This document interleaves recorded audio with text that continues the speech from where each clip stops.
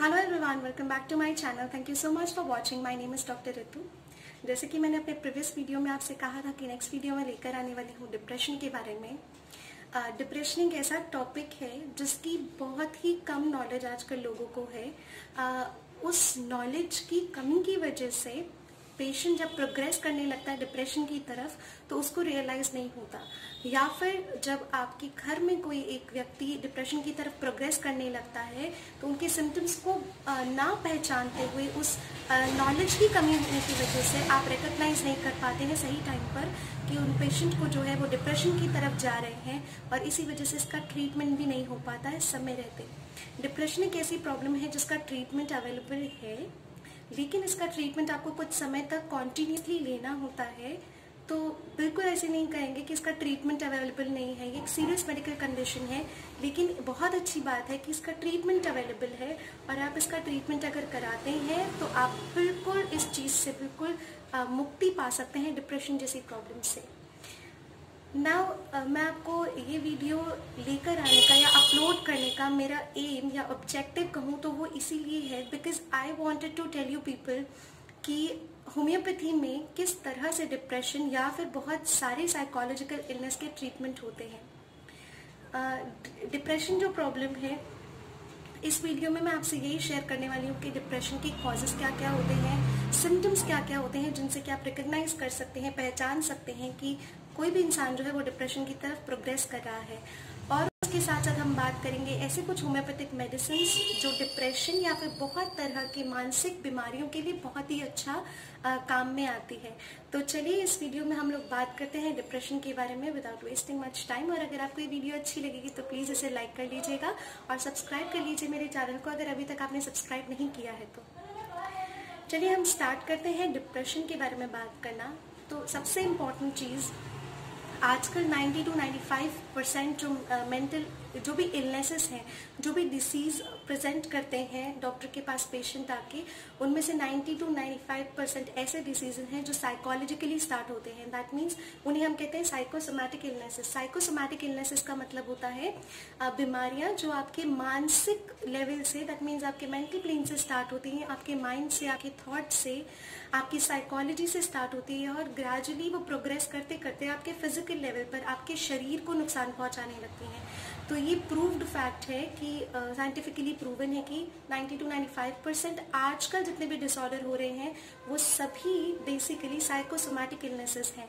तो इसका मतलब कहीं ना कहीं ये बहुत ज़्यादा ज़रूरी हो गया है हमारे लिए कि हम अपनी शरीर के स्वास्थ्य के साथ साथ अपनी मानसिक जो है, अपनी मानसिक हेल्थ का, अपनी मेंटल हेल्थ का बहुत ज़्यादा ध्यान रखें। बिकॉज अगर हम सोच ठीक नहीं रहे, अगर हम मेंटली स्ट्रांग नहीं हैं तो हम फिजिकली अपनी बॉडी को स्ट्रांग नहीं रख सकते। तो इसी के साथ इस वीडियो में मैं आपसे जो भी मेडिसिन शेयर कर, बेसिकली द पर्पस है कि मैं आपको ये बता सकती हूँ होम्योपैथी में ऐसी बहुत सारी मेडिसिन हैं जिनके यूज से हम डिप्रेशन और बहुत सारे मेंटल इश्यूज से निजात पा सकते हैं। They will be totally cured out of it. हमारी लाइफ में ups and downs, lows, highs हमेशा चलते रहते हैं, और ये आना फैक्ट है। हमें पता है सबकी लाइफ में कुछ ना कुछ अच्छा बुरा हमेशा चलता है। हम कभी कभी अपसेट होते हैं, कभी कभी सैड होते हैं, कभी कभी रोते हैं। ये सब चीज़ें बहुत, मैं ये नहीं कहूँगी कि नॉर्मल है, बट हाँ एक ये है कि आप किसी की टेंडेंसी रोने की ज़्यादा होती है, किसी की टेंडेंसी एंग्री होने की, जल्दी एंग्री होने की होती है, किसी की टेंडेंसी बहुत शॉर्ट टेम्पर्ड होते हैं, किसी की टेंडेंसी होती है वो जल्दी इरिटेबल हो जाते हैं। तो हर किसी का अपना एक स्वभाव है, साथ साथ में हर किसी की एक रिएक्ट करने की एक टेंडेंसी है, वो किसी भी चीज़ को लेकर कैसे रिएक्ट करते हैं। उदास होना, परेशान होना, बहुत ज़्यादा एक्साइटेड होना कहीं ना कहीं एक लिमिट तक ठीक है, लेकिन अगर आपकी लाइफ में कोई कारण नहीं है, आपकी लाइफ में सब कुछ अच्छा चल रहा है, आपको कोई परेशानी नहीं है, आप किसी चीज़ से ग्रस्त नहीं है, आपकी कोई फाइनेंशियल इश्यूज नहीं है, बट स्टिल आपकी कोई प्रॉब्लम नहीं होते हुए भी अगर आप हमेशा उदास रह रहे हैं, आप होपलेस होते जा रहे हैं, आप अकेलापन महसूस करते हैं और बहुत सारे अलग अलग डिफरेंट थॉट्स, चेंजेबल मूड हो रहा है, तो ये सभी चीज़ें आपको बताती हैं कि आपका कहीं ना कहीं मानसिक स्वास्थ्य ठीक नहीं है। दैट मीन्स आप अभी मेंटली, आप you are not fit, mentally आप फिट नहीं है। तो इसीलिए बहुत ज़्यादा इम्पोर्टेंट है कि आप किसी एक पर्टिकुलर स्टेज पे ही पहचान जाएं कि ये जो चीज़ें हो रही हैं, कोई कारण नहीं है मेरे पास ऐसे सोचने का, लेकिन फिर भी मेरे दिमाग में ऐसे ख्याल आ रहे हैं, तो कहीं ना कहीं ये चीज़ बिल्कुल ठीक नहीं है और मुझे इसकी तरफ अवेयर होने की ज़रूरत है, या मुझे इसकी तरफ फोकस करने की ज़रूरत है और मुझे हेल्प लेनी चाहिए किसी गार्जियन की, अपने पेरेंट्स की, या फिर आप मेडिकल कंसल्टेंट से जाकर मिल सकते हैं। मैं बेस्ट कहूँगी आप होम्योपैथ पे जाकर विजिट करें, बिकॉज आपकी जो भी मेंटल छोटी बड़ी बातें होती हैं वो माइन्यूट आपका सोचने का तरीका होम्योपैथ के लिए बहुत ज़्यादा मैटर करता है, और छोटी छोटी माइन्यूटेस्ट डिटेल पर भी हम मेडिसिन प्रिस्क्राइब करते हैं, तो जो कि मैं आपको लेटर ऑन बताऊंगी कि कौन कौन सी मेडिसिन हैं। देन यू विल रियलाइज ओ इस चीज़ का ट्रीटमेंट भी होम्योपैथी में होता है, या अगर हम ऐसे सोच रहे थे इतने दिनों से तो क्या होम्योपैथिक मेडिसिन इन्हें ठीक कर सकती है। तो yes, I am pretty sure कि आप अगर होम्योपैथिक कंसल्टेंट से जाकर मिलेंगे तो आपको अपनी प्रॉब्लम का कोई ना कोई सोल्यूशन जरूर मिल जाएगा। सबसे पहले मैं आपको बताना चाहूंगी डिप्रेशन है क्या। डिप्रेशन एक सीरियस मेडिकल कंडीशन है जिसमें हमेशा आप सैड नहीं रहेंगे। ऐसा नहीं है कि पेशेंट जो है हमेशा सैड रह रहा है, होपलेस रह रहा है, रो रहा है, अकेला बैठा है, सोशल नहीं हो रहा है। डिप्रेशन में हमेशा ये नहीं होता है that patient is always upset. Patient जो है, जो भी व्यक्ति है, वो कभी कभी बहुत एक्साइटेड भी हो जाते हैं, कभी कभी एकदम से लो हो जाते हैं। तो ये तो बहुत चेंजेबल मूड है ना, जो बहुत छोटे से टाइम में होता है कि आप तो कभी बहुत ज्यादा एक्साइटेड हो रहे हो, कभी ऐसी सिचुएशन भी नहीं है जहां पर हंसना है लेकिन आप हंस रहे हो, आप इतने सुपर एक्साइटेड हो, और कभी कभी आप इतने ज्यादा सैड, ग्लूमी, मोरोस्ट हो जाते हो कि आपको खुद भी नहीं रियलाइज होता कि मैं तो अभी इतना एक्साइटेड थी या था। आपकी फैमिली नहीं रिकॉग्नाइज कर पाती इस चीज को। ये डिप्रेशन है। डिप्रेशन जब आपके पास कोई कारण नहीं है, then you are feeling certain thoughts जो कि बैड तरफ इंडिकेट कर रही हैं, वो डिप्रेशन है। बॉर्डरलाइन डिप्रेशन आते आते बॉर्डरलाइन डिप्रेशन जो होता है जिसमें कि आपके सिम्टम्स आ रहे हैं, अभी you are not properly indulge into it, तो वो बॉर्डरलाइन डिप्रेशन है। तो उसी समय पे रिकॉग्नाइज हो जाए तो बहुत ही अच्छा है। इसकी कॉजेज अगर मैं आपसे शेयर करूं, बिकॉज सबसे इंपॉर्टेंट चीज आप यही जानना चाहते हैं, हर कोई यही जानना चाहता है कि अगर हमारे साथ ये हो रहा है तो ये कारण क्या है। सबसे पहला कारण मैं आपसे शेयर करूं which is very very important, वो है फैमिली हिस्ट्री। अगर आपके घर परिवार में डिप्रेशन की, इवन अगर डिप्रेशन नहीं तो कोई ना कोई साइकोलॉजिकल डिसऑर्डर, साइकोलॉजिकल इलनेस की अगर कोई भी वो फैमिली हिस्ट्री चलती आ रही है, आपकी फैमिली में किसी को कोई साइकोलॉजिकल डिसऑर्डर है, तो बहुत ज़्यादा चांसेस हैं कि आप में से किसी को ही ये चीज़ होने के चांसेस हैं। सेकेंड इम्पॉर्टेंट चीज़ है चाइल्डहुड ट्रॉमा। चाइल्डहुड ट्रॉमा मतलब कि बचपन से ही या बचपन में ही ऐसा कोई इंसिडेंट हुआ हो जिसका आपको बहुत ज़्यादा धक्का लगा हो और आप कभी भुला नहीं पा रहे हैं, या फिर आपने बचपन में बहुत सारी ऐसी एक्टिविटीज़ देखी हैं, ऐसा बुरा फेस किया अपनी लाइफ में कि आप उस चीज़ को भूल नहीं पा रहे हैं, वो हमेशा आपके दिमाग में चलती जा रही है और कहीं ना कहीं आप उस ट्रॉमा से निकल नहीं पा रहे हैं। एक जैसे फिजिकल चोट होती है ना, फिजिकल चोट क्या होती है, हमें लग गई, हमें नींद पड़ती, बहुत दिनों बाद भी दर्द होता है, कई बार कई सालों तक उस चीज़ का हमें दर्द होता है और हमें दिखता है कि ऊपर से तो वो चला गया घाव, हमें ऊपर से ना नील पड़ी है ना कुछ है, लेकिन हमें ऊपर से वो घाव नहीं दिख रहा, लेकिन उसके पेन्स एंड एक्स आपको कई सालों बाद भी हो सकते हैं, या कई सालों तक वो हर बार सीजन बदला या कुछ हुआ तो होते हैं। सिमिलरली जब आपको मेंटल कोई सदमा पहुंचता है या आपको कोई मेंटली ट्रॉमा होता है, कोई चोट लगती है, तो वो चोट भी जल्दी से हील नहीं होती, और अगर वो हील नहीं हो रही है, वो बहुत लंबे समय तक आपके साथ चलती जा रही है, तो ये डिप्रेशन का बहुत बड़ा कारण हो सकता है। You must know about it. Third जो इम्पोर्टेंट चीज़ है वो आजकल बहुत ज़्यादा हो गया है, ट्रेंडिंग हो गया है, मैं कहूँ कि बेवरेजेस लेना, अल्कोहल का, ड्रग्स का मिस यूज़ करना, ओवर यूज़ करना, ये चीज़ आपको डिप्रेशन में भेज सकती है।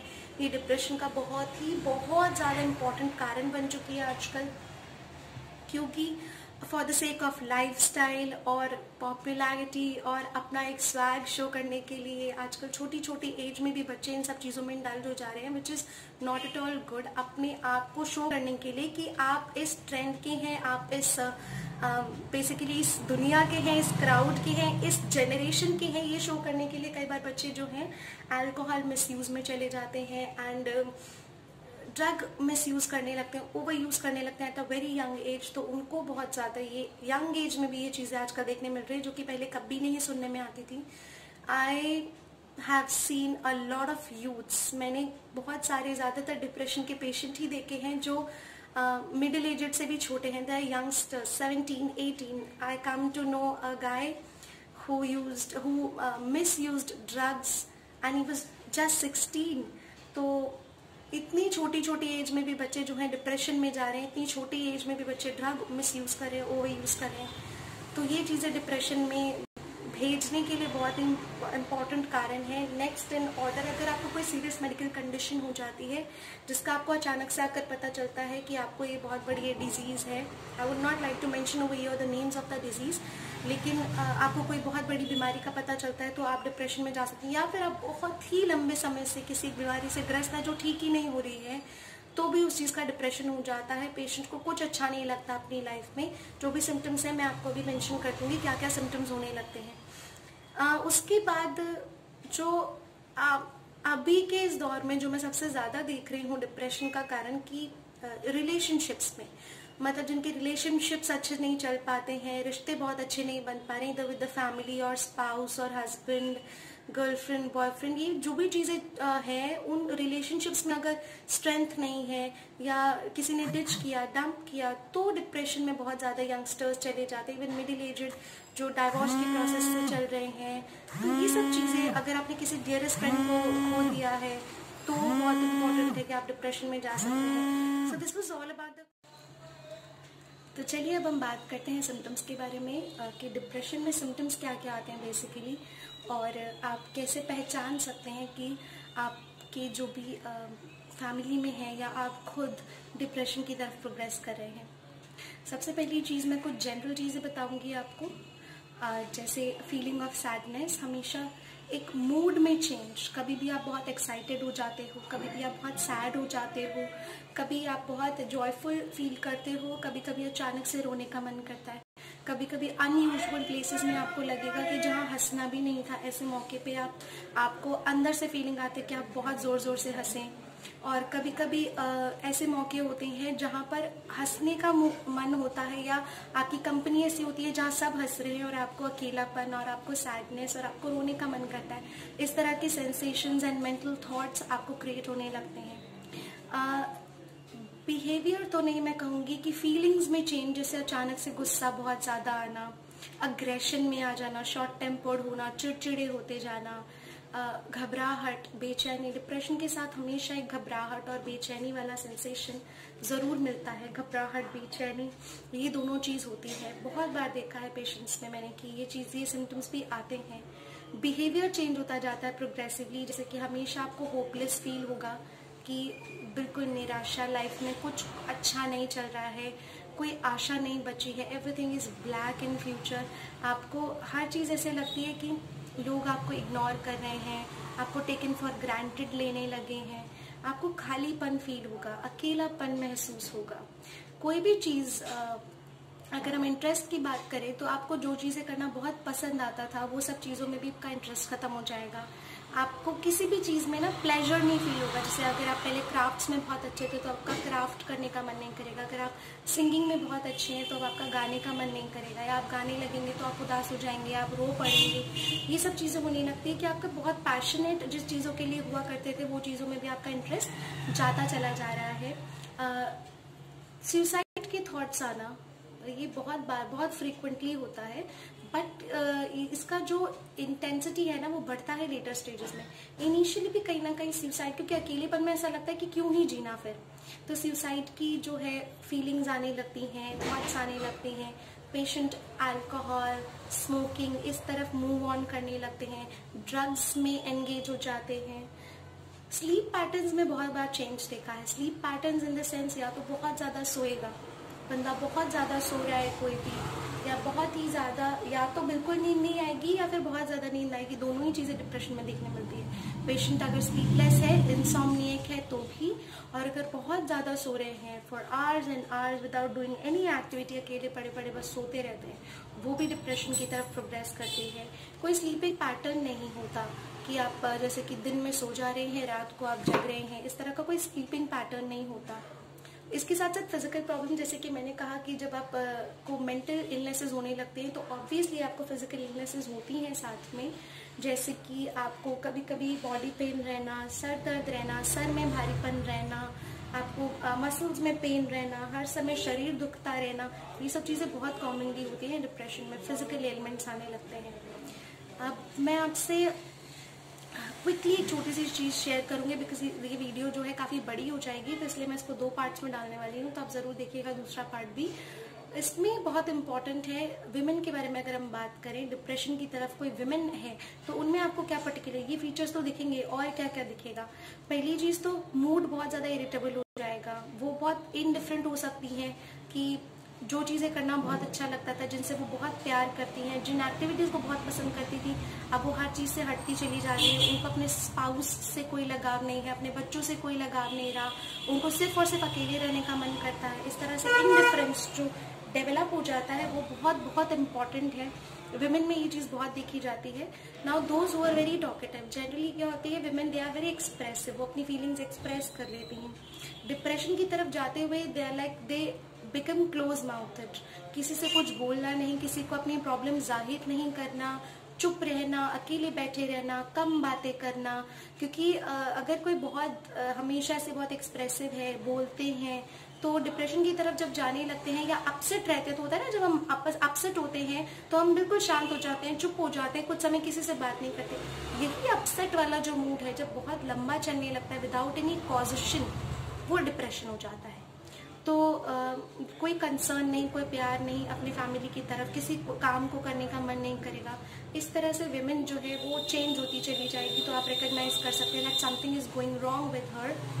बच्चों की अगर मैं बात करूं, बच्चों में जब ये चीज़, यंगस्टर्स में ये चीज़ मिलती है, बच्चों में ये चीज़ मिलती है, तो आई ऑलवेज नोटिस्ड कि बच्चे जो हैं पढ़ाई से कटते चले जाते हैं, पढ़ाई नहीं करेंगे, और वो हमेशा आपको ये चीज़ कहेंगे कि ये मैं नहीं कर सकती, ये मैं नहीं कर सकती, ये मुझसे नहीं होगा, this is not my cup of T, या ये मुझसे नहीं होगा, मैं इसके लिए नहीं बनी हूँ, मेरा कुछ नहीं हो सकता। ये जो वोकैबुलरी, ये जो वर्ड्स है ना, ये बहुत ही ज़्यादा नेगेटिव है।